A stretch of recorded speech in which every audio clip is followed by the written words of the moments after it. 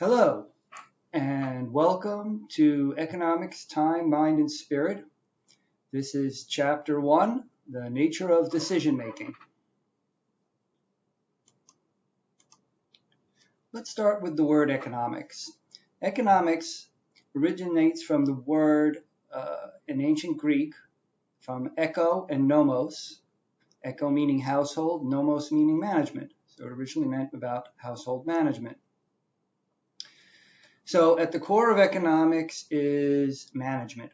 So there's something to be managed and something that manages. Very deep in the understanding of economics is economic rationality.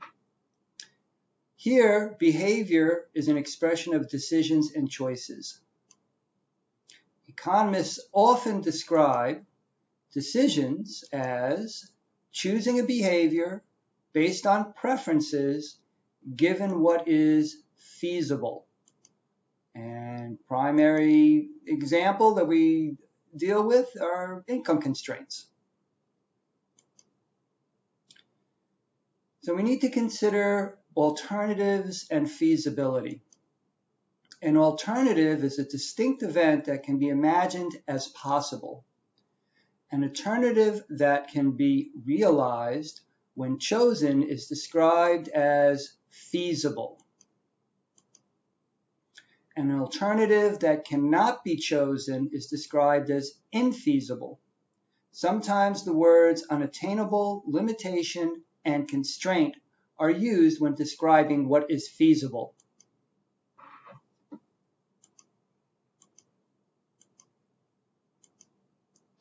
Preferences are a ranking of alternatives that can represent behavioral tendencies or subjective priorities and tastes. X is preferred to Y. This is how we would present it technically. It's read as alternative X is preferred to alternative Y. So an example, you go to buy ice cream and only chocolate and vanilla are available. If you choose chocolate, we would say you preferred chocolate to vanilla. However, you might have chosen coconut fudge swirl if it was available. So want or need. So let's consider this. Is a fur coat a necessity? Is a car a necessity? Is food a necessity? Is air a necessity? Whether something is a need or a necessity depends on what your underlying wants and desires are. So if you live deep in suburbia or very, very rural area and you want to get to work, you might perceive car as a necessity. Okay. In terms of food, well, if you want to satiate your hunger, you might see that as a necessity. Air, almost all of us would say air is a necessity, but actually behind it is a want and desire to be alive. So if you want to be alive, air is a necessity. If you're not indifferent about being alive, air might not be a necessity. So this is pointed out to recognize that necessities are nested within wants and desires. So if you really want to get at people's decision making, you have to go to their wants, their desires, in other words, their preferences.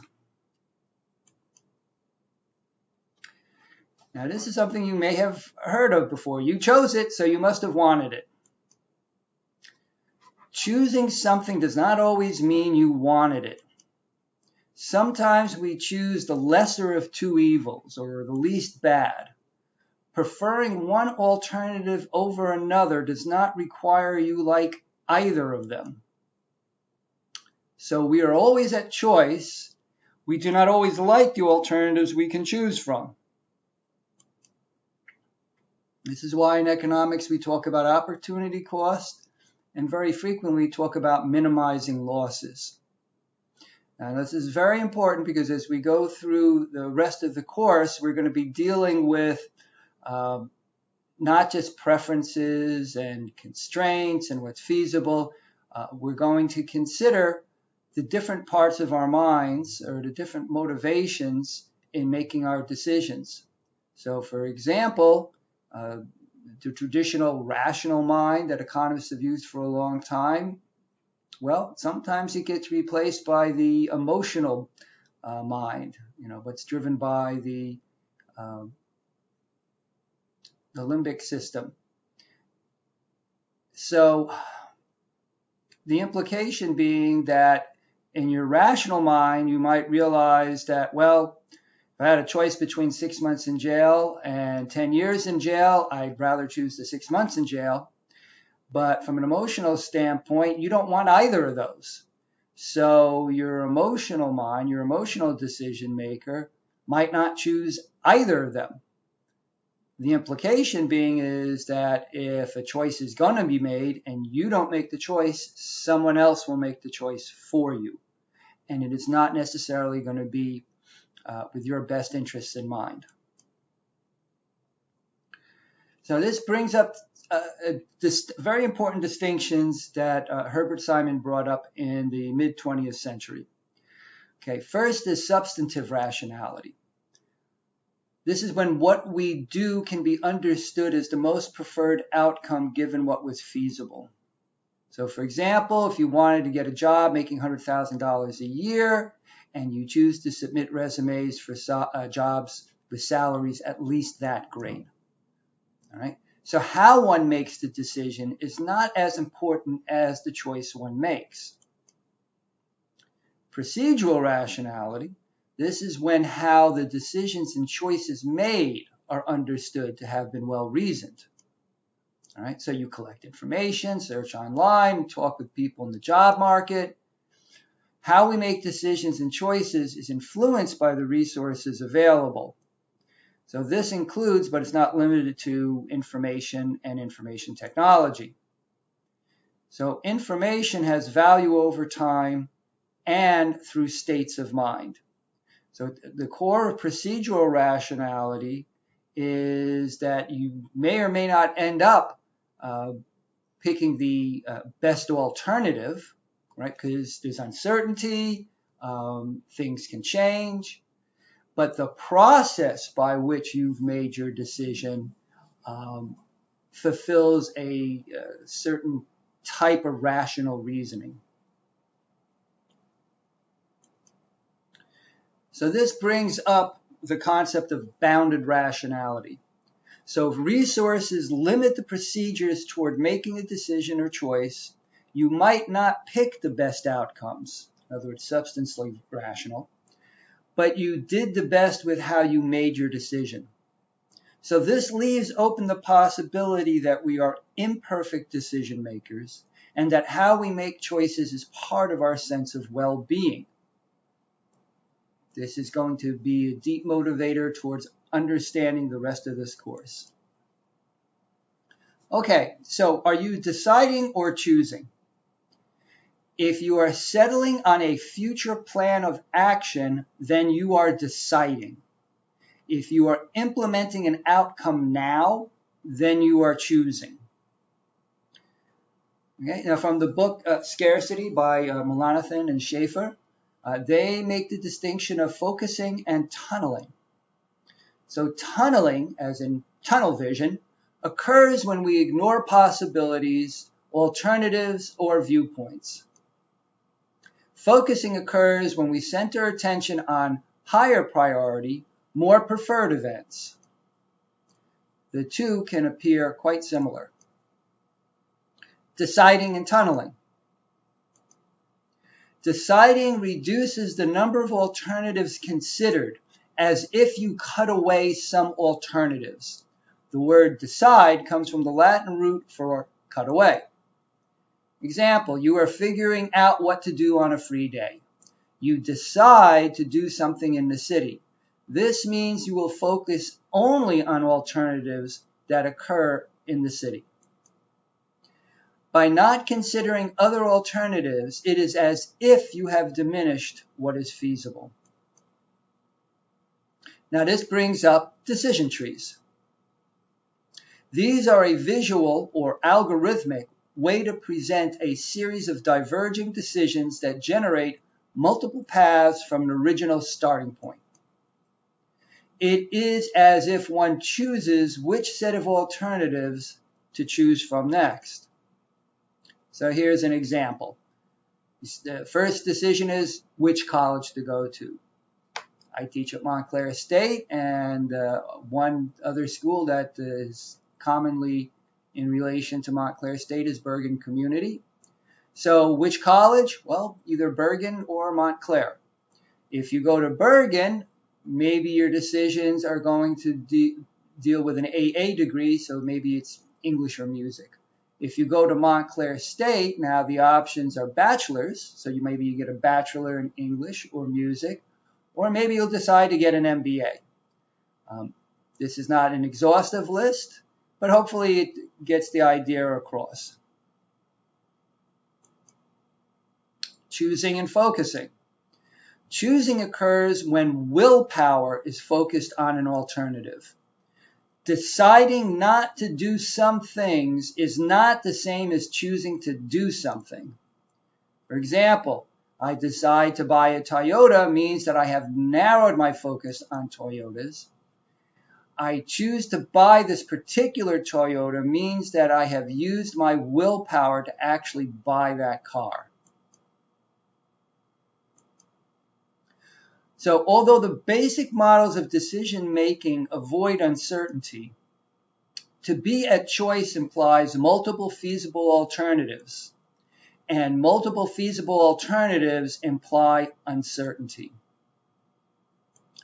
So imagine a game when you get to choose either flipping a coin or rolling a die.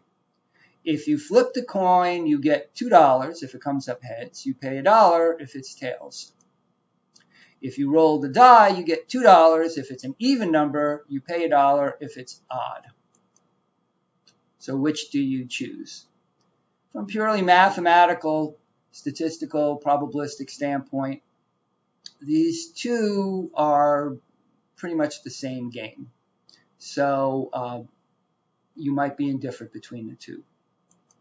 Okay, but what if now we change it so that when you roll the die, the dollar that you get the dollar amount if it's an even number, and you have to pay the dollar amount if it's an odd number.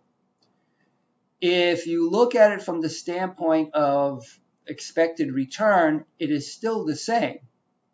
But because now it's not 2 and 1, it could be 6, 4, 2, or -5, -3, -1.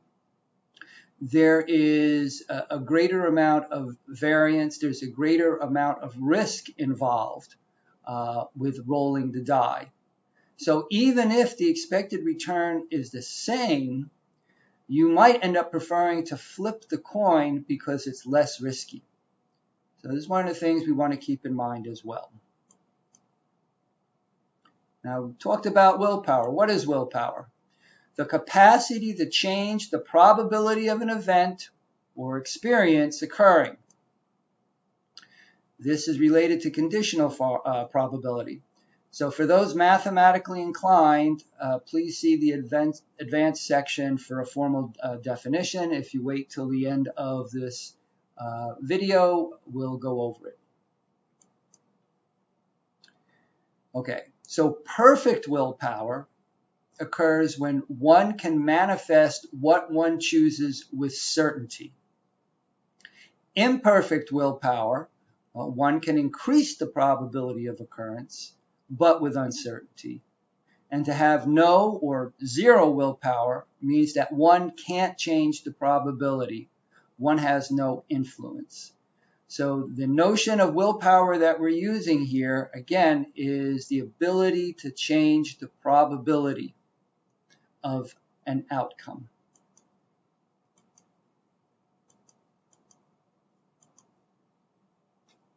So what does that mean about what we might call a natural outcome?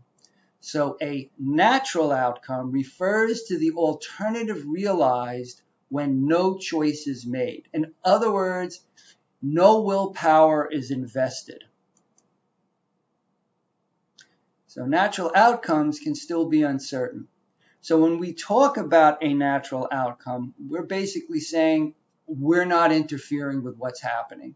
And to say that we're not interfering means that we're not investing any of our willpower to any particular outcome.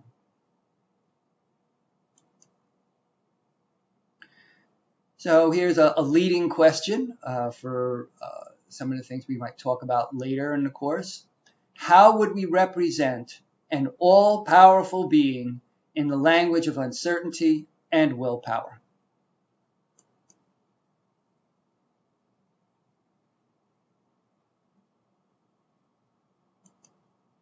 Okay, the next thing we're going to consider is coulda, shoulda, woulda.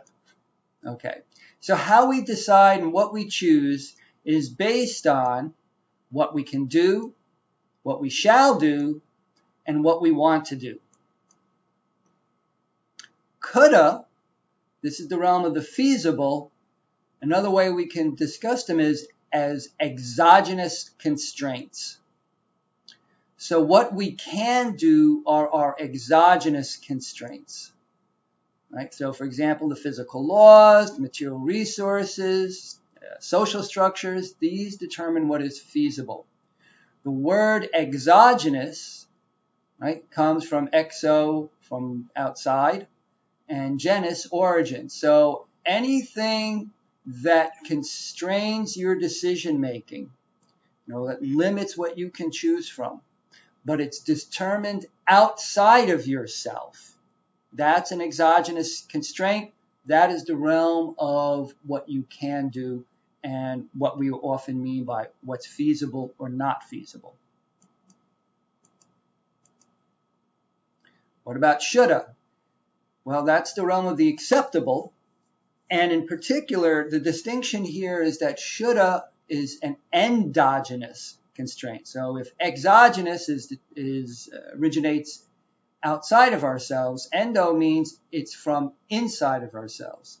In other words, these are constraints that we put on ourselves. We don't have to, we do. So what we shall do are our endogenous constraints. So these are the commitments, disciplines, and morality that we hold as acceptable. So if you have made a commitment to yourself to go to the gym every day at 7:30 in the morning, you will end up making decisions constrained by the fact that you got to be at the gym at 7:30 because you've made that commitment. But notice, in any particular day, you're free to do something else. I mean, it's feasible for you to not go to the gym or go to the shore or whatever. But because it's a commitment, you act as if you're constraining your behavior.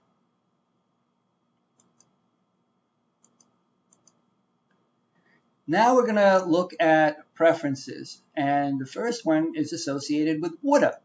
These are external preferences. And when we say external, we're talking about the world that you live through. What are your preferences for that? So what we want to do are our preferences about our environment. So these are the goals and aspirations, our priorities that animate what we do. And it is about what we find desirable. Now, using the word desirable somewhat loosely here, you could be running a business and your preferences might show up as maximizing profits. Well, from the standpoint of this kind of language, well, what's desirable is making a profit. Okay? Now, that is different than having a constraint that says you're not going to do anything that's going to make a loss. That would come under a shoulda. All right, you should make a profit as compared to maximizing your profit or minimizing your losses.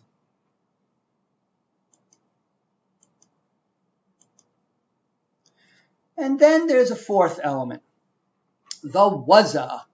Now these are about internal preferences. And so if we're talking about internal preferences, we're talking about preferences over who we are as a decision maker, not the things that we have, not the environment we live in. We're talking about who we are as a decision making, who we are as a person. And so this is the realm of the inspirable. So who we want to be are our preferences about ourselves. And so this is about how we value our desires, goals, morals, and commitments. So the desires, goals, morals, and commitments themselves value outcomes and value constraints in how we make choices. But how we value these, so this is recursive, this is a meta level, how we value these are the preferences about ourselves. And so when we're talking about inspiring people, we're appealing to their higher motivations. We typically are talking about who are they as a person, whereas if you're trying to specifically have them act in a certain way, you might either appeal to their desire for what is available, like, hey, you can make more money, or you could try to have an impact on what they find is acceptable. You might have the discussion of, well, like, you shouldn't do that. But the waza is about talking about inspiring them to impact how they desire external things, or what kind of morals and commitments to keep to. So we can see this in the following way.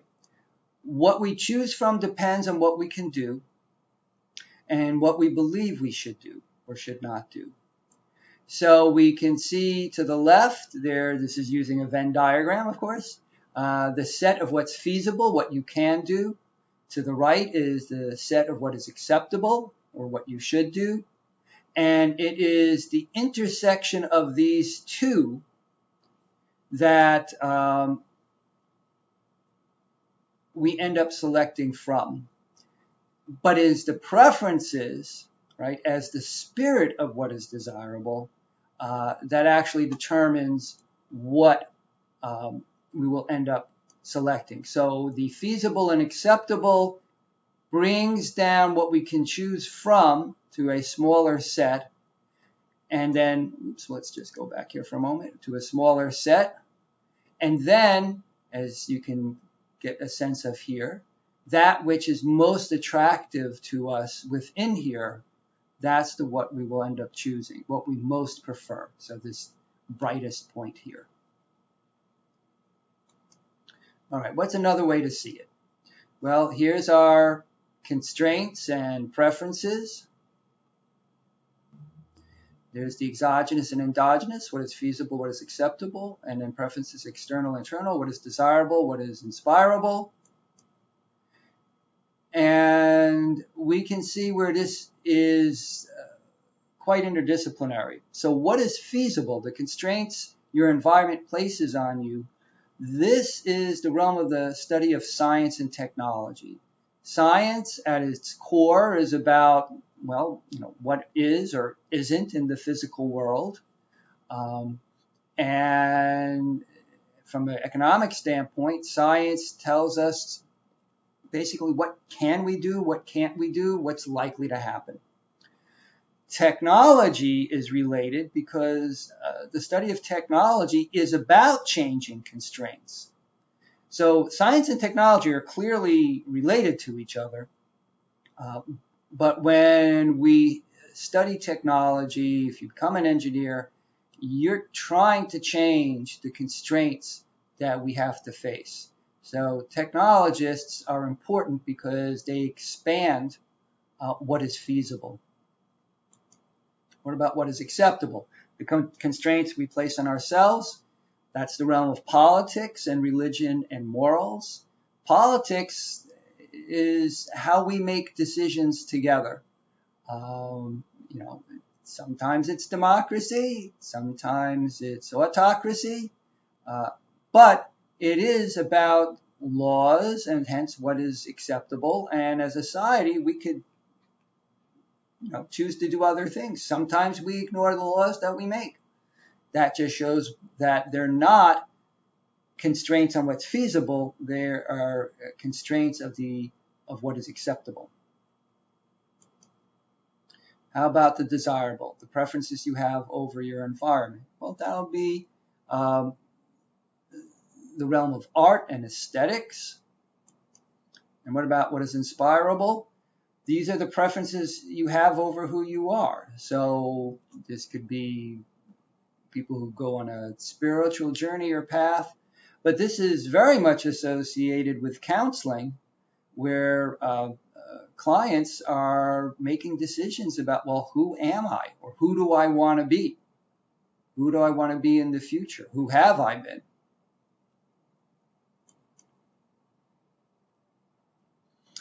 Okay, so next up is stating a problem economically.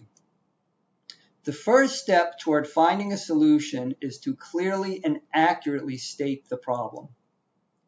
In economic language, this is done by stating what your preferences are and the constraints you face. So in this course, you will use this approach to clarify the nature of the decisions and choices to be dealt with concerning issues of time, mind, and spirit. Even if you cannot figure out the solution yourself, knowing how to state the problem makes it easier for others to help you solve them. So, example, Jane is considering 3 job offers, all the same type of work, with the same benefits, and in the same location. First one is $100,000 a year based on 40 hours a week. The second is $80,000 a year based on 44 hours a week. And the third is $60,000 a year based on 35 hours a week. So, which does she choose? I'll give you a moment to think about what you would exclude, or, what makes the most rational sense.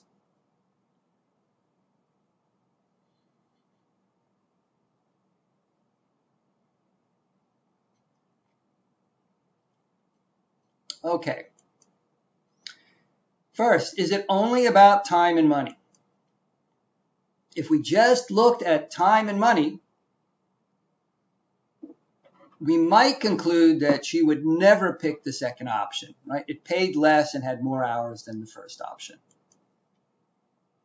With respect to the first and third option, we might think, well, for the extra 5 hours a week, she almost doubles her salary, so clearly it would be the first option.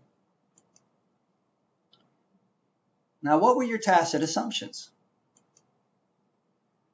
For example, when were the hours worked? What are her religious practices? Who is she responsible for at home? Does she have health limitations? Right? So when were the hours worked? Does it make a difference if the second option was 11 hours a day, but only 4 days a week, while the first was 40 hours whenever your supervisor decides you will work, and that the last was 7 hours a day, 5 days a week? Right? So what are her religious practices? Does she need Friday afternoon, evenings off? Well, then maybe the 4-day work week makes sense. Who is she responsible for at home? Is finding childcare difficult?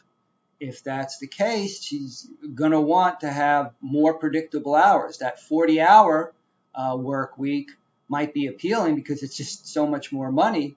But if the supervisor gets to decide when she works, that will make it a lot more difficult for her to get childcare. And if she can't get childcare, then she can't do her job. Does she have health limitations? Is she limited to working no more than 8 hours in a day? If that's the case, then the 11 hours a day, 4 days a week, that's a no-go. The 40 hours, well, if her supervisor needs to work 10 or 12 or 14 hours on some days, that's also a no-go. So it may very well be that due to her health limitations, the only option is the third option. So when we pull this all together, the coulda, shoulda, woulda, and wasda, all of this, how can we phrase this? Well, choose what you most want to do as long as you can do it. It's not what you shouldn't do, and you're being your best self. And probably have heard something like this already.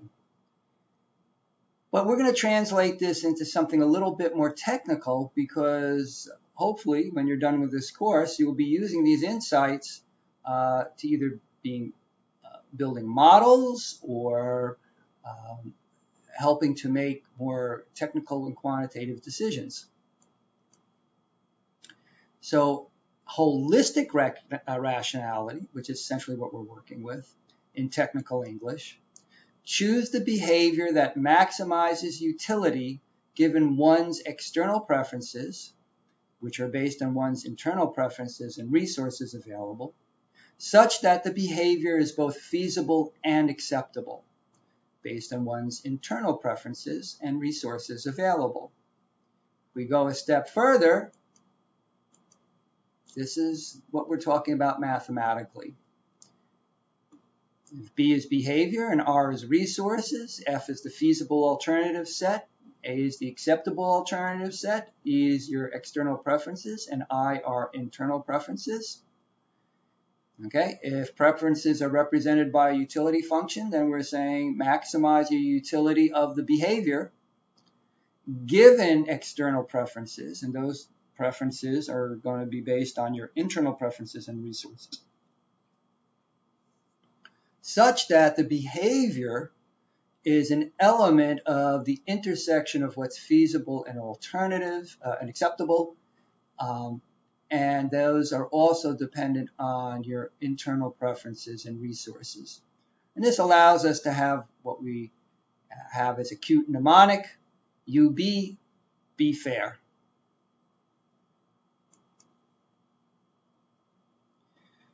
Now, this also gets to another critical issue for decision makers and just dealing with life in general, when life seems impossible. Well, for those of you that know set theory, and we will go over this in a little bit, the intersection of what's feasible and acceptable, if that is the null set, in other words, whatever is feasible, it is not acceptable to you, none of it is, or whatever is acceptable to you, none of it is feasible. This is a situation where you have, as a decision maker, you have no alternatives to choose from. So if the feasible alternative set has no intersection with the acceptable alternative set, then one is left with no alternatives to choose from. This is the impossible situation. Okay? So it is in this moment that a person risks changing what they find acceptable or appear indifferent. Okay? And part of planning for the future and maintaining a sense of autonomy is to avoid impossible situations. So why do we say the person is risking changing what they find acceptable or appear indifferent? Because if there are no alternatives that you will allow yourself to choose from, then it looks like you're not choosing anything. You're not investing your willpower in anything, and it will come across to the rest of the world, okay, to the universe, if you're so inclined using that language. You're communicating to the rest of the universe, you don't care, right? You're completely indifferent about what's going on. That doesn't mean that internally you're completely indifferent. You may have preferences and desires, but because you have completely shut out what you could do based on how you find things acceptable or not acceptable, now you're not making choices. So if you don't want to appear indifferent, then what ends up happening is that impossible situation forces us to change what we find is acceptable. And so what does that mean? When we face an impossible situation, we're either going to change what we understand as our commitments. We might change what is our morals. We may change the types of disciplines we hold in our lives. So this is why when we plan for the future, and if you want to maintain a sense of autonomy, it's important to avoid these impossible situations. And this is one of the reasons why, in order to make long-term plans, to have an autonomy and concern with your whole life, there are times where we need to make decisions rationally and put aside, what we're feeling emotionally, because sometimes our emotions just block us from doing anything.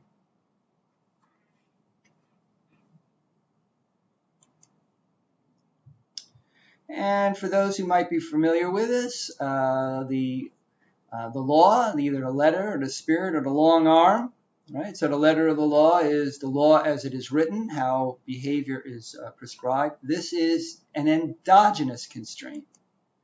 The spirit of the law, the desired outcome attempted to be reached. So these are about the external preferences. And the long arm of the law, this is the law as enforced physically. That is the exogenous constraint. So this is how we can overlay our language of endogenous and exogenous constraints and external internal preferences into dealing with questions of the law. So not just the letter and the spirit of the law, but also the long arm of the law.